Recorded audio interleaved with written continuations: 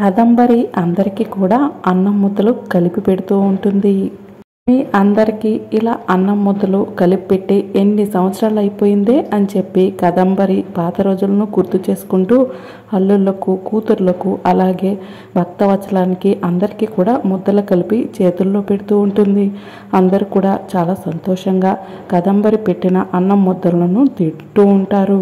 ఇంకా కొంచెం దూరంగా యమున, విహారి నిల్చుని చూస్తూ ఉంటారు. వాళ్ళ వెనకే కనక మహాలక్ష్మి కూడా నిల్చుని చూస్తూ ఉంటుంది.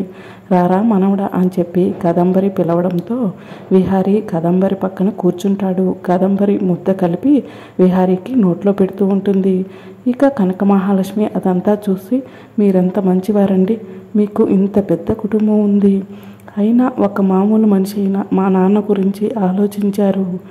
ఆయన ప్రాణాన్ని నిలబెట్టడం కోసం నా మెడలో తాళి కట్టారు. మీలాంటి గొప్ప వ్యక్తికి భార్యనందుకు సంతోషంగా ఉంది అని చెప్పి కనక మహాలక్ష్మి తనలో తాను మాట్లాడుకుంటూ ఉంటుంది. మరి రాబోయే ఎపిసోడ్లో ఏం జరుగుతుందో తెలుసుకోవాలంటే ఛానల్ని సబ్స్క్రైబ్ చేసుకోండి.